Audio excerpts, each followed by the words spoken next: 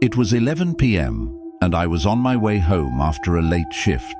The drizzle outside was steady, forcing my windshield wipers to keep up a rhythmic sway.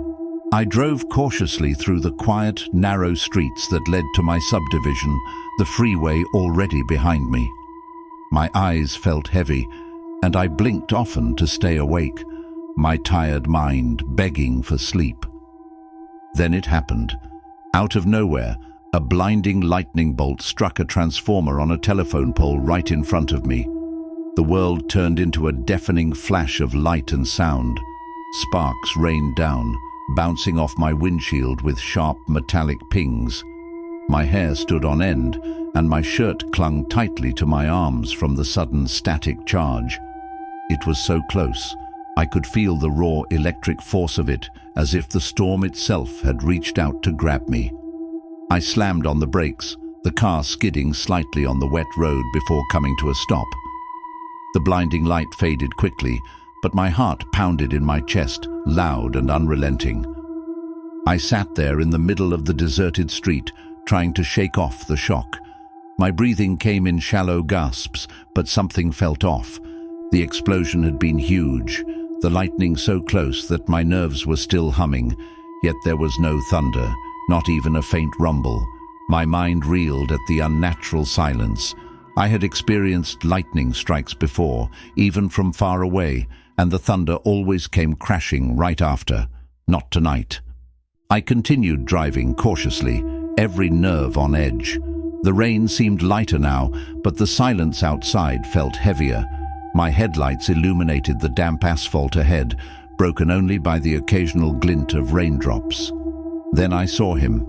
At first he was just a shadow on the side of the road, barely visible under the flickering streetlights. As I got closer, his shape became clearer, a man standing perfectly still. He wore a long coat, dark and drenched, and his face was hidden under the brim of a hat. Something about him made my stomach twist. He wasn't walking or seeking shelter from the rain. He was just standing there, facing the street, watching. I drove past him, my fingers tightening on the steering wheel. I glanced in the rearview mirror and saw him turn his head slightly, following my car with his gaze. The road ahead seemed darker now.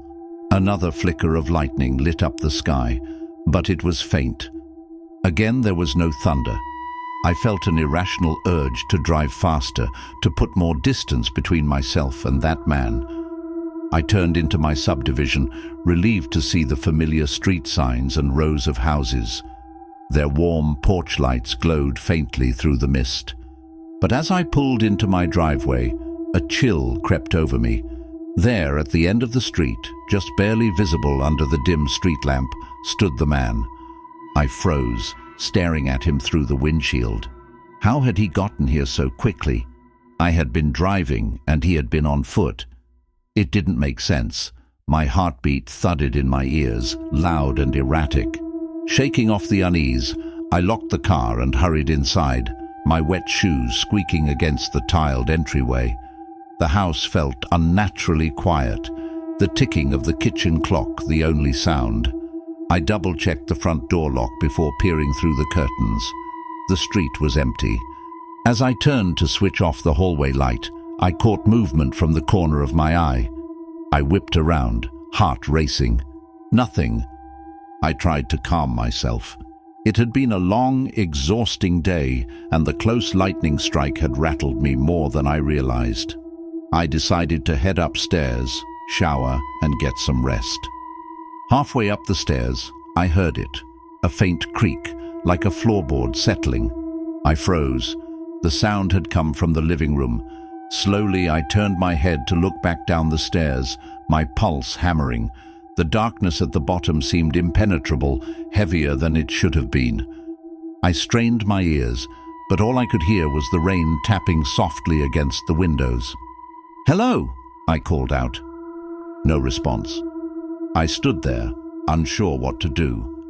Every instinct told me to lock myself in my bedroom and call someone. But who? The police? What would I say?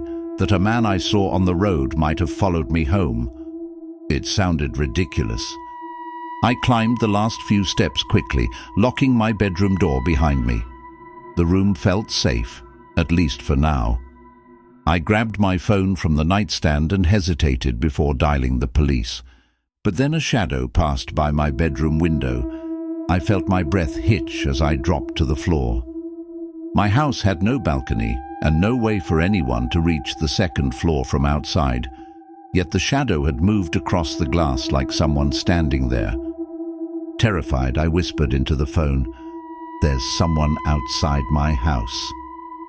The police arrived within minutes. I stayed locked in my room, gripping the lamp like a weapon. When they called out to me, I ran downstairs and unlocked the door. And there he was. The man stood quietly at the edge of the yard, his coat soaked from the rain, his hat hiding his face. The police shouted at him to stop and get on the ground. He didn't move. One officer stepped closer, hand on his holstered weapon. That's when the man finally raised his hands and complied. I watched as they cuffed him and led him to the patrol car. His head turned slightly toward me, just enough for me to see the faintest hint of a smile before he disappeared into the back seat. Later, the police informed me they had no explanation for why he was there or what he wanted. He wasn't carrying any weapons, tools, or arms to suggest robbery or harm. He said nothing during the questioning. I don't know why he followed me or what he intended to do. Before we dive into the next story, if you're visiting our channel for the first time, don't forget to hit the subscribe button and turn on the bell icon to stay updated with our upcoming scary stories. Your support means the world to us, so please share these stories with your friends and family. Thanks.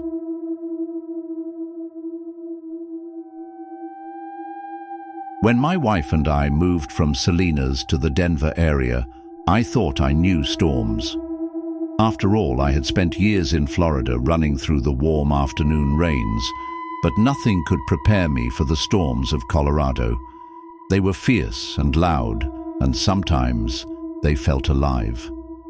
Colorado's storms came almost daily from late spring through early fall. Cold air from Canada crashed into warm air from Mexico, and the Rocky Mountains seemed to pull the chaos right overhead. The sky would darken, and the mountains would vanish behind rolling clouds. Then came the thunder, the lightning, and sometimes hail the size of golf balls.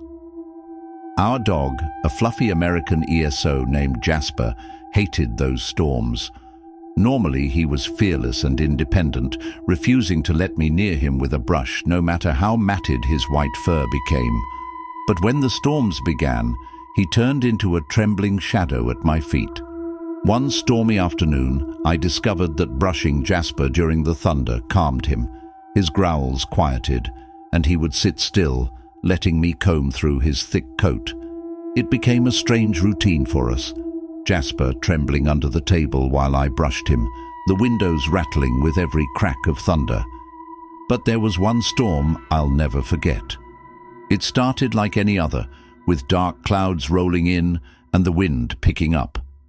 I had just finished work for the day and was standing on the back porch watching the trees bend and sway under the gusts. Jasper was already at my feet, pawing at my leg. The first lightning bolt struck somewhere close, illuminating the yard in a white flash. The loud crack that followed sent Jasper scrambling into the house. I stayed outside a moment longer, drawn to the storm's power. Across the field behind our house, a figure stood. At first, I thought it was a tree, but as the lightning lit up the sky again, the outline became clear. It was tall, too tall for a person, and unnaturally thin. The head tilted slightly, as if it were watching me. I stepped back into the house, locking the door behind me. "Jasper!" I called, but he was already under the table, whimpering. I tried to shake off the unease and grabbed his brush. He let me groom him as the storm raged on, the brushing a comfort to both of us. A few minutes later, the power went out. The house fell into darkness, except for the occasional flash of lightning through the windows. I grabbed a flashlight and lit a few candles. Jasper pressed closer to me, his whimpers growing louder. I glanced outside. The figure was gone. Relief washed over me. Maybe it had been a trick of the light, a shadow cast by a tree swaying in the wind. I told myself I was imagining things and focused on Jasper, but then came the knock. It was faint at first, barely audible over the storm. I froze, listening. The knock came again, louder this time from the back door. Jasper growled, a low, guttural sound I had never heard from him before. "Hello?" I called, my voice shaking. No answer. I grabbed a kitchen knife and edged toward the back door. The porch light was out, but the lightning illuminated the yard in brief, harsh flashes. No one was there. Another knock, louder and more insistent, this time from the front door. My heart pounded as I turned, clutching the knife tightly. The storm outside seemed to grow angrier, the wind howling, and the windows rattling as if something or someone was trying to get in. I crept to the front door, peering through the peephole. Nothing. But Jasper barked wildly, his eyes fixed on the window. I turned to look, and my stomach dropped. The figure was back, standing just beyond the glass. Its outline was sharper now, more defined. The lightning illuminated long, spindly arms and a featureless face. It didn't move, but I could feel its gaze. "Get out!" I shouted, slamming the blinds shut. The next few minutes were a blur. I locked every door and window, my hands shaking. The figure never moved closer, but its presence was suffocating, pressing down on the house like the storm itself. Then, as quickly as it had started, the storm began to calm. The thunder grew distant, and the rain softened. I dared to look outside again. The figure was gone. Relief was short-lived. When I turned back into the living room, I saw muddy footprints on the floor. They led from the back door to the table where Jasper now cowered. The door was locked, but someone, or something, had been inside. Panic set in. I grabbed Jasper and a flashlight and barricaded us in the bedroom. The night dragged on, every creak of the house making my heart race. I stayed awake, clutching the knife until the first light of dawn broke through the windows. The next day, I found no sign of forced entry, no broken locks or open windows. The footprints had dried, and I cleaned them up, trying to convince myself it had all been a nightmare.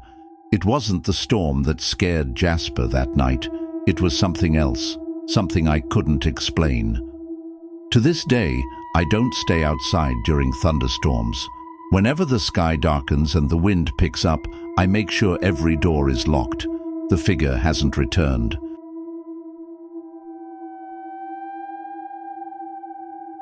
In 2004, not long after moving to Florida, I found myself home alone during one of the scariest nights of my life. Hurricane Charlie was on its way, and the news was full of dire warnings. My wife had left a day earlier to stay with her family up north, but I decided to stay behind to protect the house. At the time, I didn't realize how unnerving being alone during a storm like that could be. The preparation was chaos. For days, the news was filled with stories of frantic shoppers emptying stores of essentials like water, batteries, and plywood. By the time I got around to stocking up, there wasn't much left. I managed to grab some candles, a couple of flashlights, and a few cans of food. Plywood. Forget it. That had been gone in hours. With no way to properly board up the windows, I did what I could, taping them and hoping they would hold. The air was thick with tension, and I couldn't shake the uneasy feeling that something was going to go wrong that night. The storm arrived in full force. The wind howled, bending the trees outside like they were made of rubber. Rain lashed against the windows, sounding like a drumbeat that wouldn't stop. Thunder rolled across the sky, each rumble seeming louder than the last. The power went out around 8 p.m., leaving me in near darkness with only the flickering candlelight to push back the shadows. I wasn't scared at first. I told myself it was just another storm. Florida gets them all the time, right? But as the night wore on, something changed. The wind's howl took on an almost human quality, like distant wailing. Every creak of the house felt magnified, each noise sending shivers down my spine. And then I heard it. It started as a faint sound, almost drowned out by the storm. At first, I thought it was just the wind, but it came again, a low moaning noise like someone in pain. It didn't sound like anything natural. My heart skipped a beat. I froze, straining to hear over the storm. The sound came again, louder this time, and it seemed to be coming from somewhere inside the house. I grabbed the flashlight and swept the beam across the room. Shadows danced on the walls, but everything looked as it should. My rational side told me it was just my imagination, amplified by the storm and the isolation. But I couldn't shake the feeling that I wasn't alone. The noise came again, now unmistakably close. It sounded like it was coming from the kitchen. My hands trembled as I crept toward the door. I told myself I was being ridiculous. There was no one here but me. Still, I couldn't stop the wave of dread washing over me. The kitchen was dark, the faint glow of the flashlight revealing nothing unusual. The sound had stopped. I stood there for a long moment, waiting, listening. Just as I was about to convince myself it had all been in my head, there was a loud thump from upstairs. I nearly dropped the flashlight. My throat went dry and my pulse thundered in my ears. I didn't want to go upstairs. Every instinct screamed at me to stay where I was, but I couldn't ignore it. I had to know. The stairs creaked under my weight as I climbed, each step feeling heavier than the last. At the top, I paused, shining the flashlight down the hallway. The door to the guest room was ajar, swaying slightly as though someone had just passed through it. My stomach churned. I was certain I'd closed all the doors before the storm hit. I took a deep breath and pushed the door open. The room was empty, nothing out of place, nothing to explain the sound. I checked the closet and under the bed. Nothing. My shoulders sagged with relief, but it was short-lived. As I turned to leave, the sound came again, this time directly behind me. I whipped around, the flashlight shaking in my hand. The beam illuminated the corner of the room, but there was nothing there. Just an empty corner and the steady drip of water from a leak in the ceiling. I bolted downstairs, my heart pounding. Back in the living room, I sat on the couch, clutching the flashlight like a lifeline.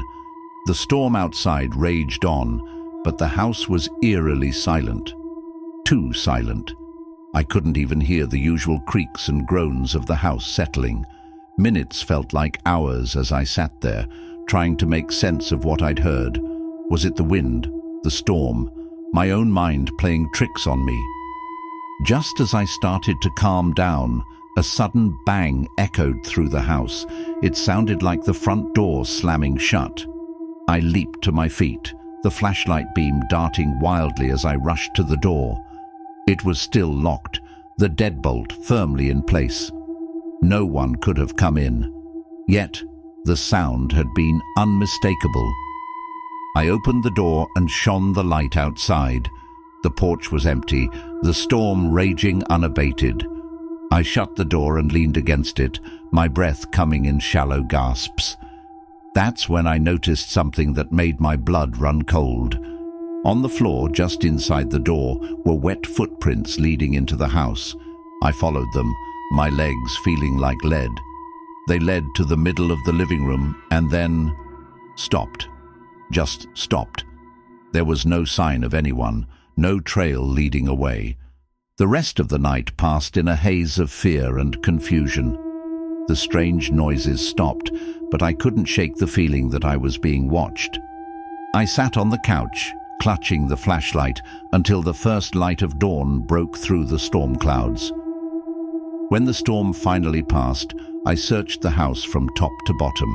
There was no sign of an intruder, no explanation for the noises or the footprints. To this day, I have no idea what happened that night. All I know is that I was alone. Or at least, I thought I was. And I've never felt fear like that again.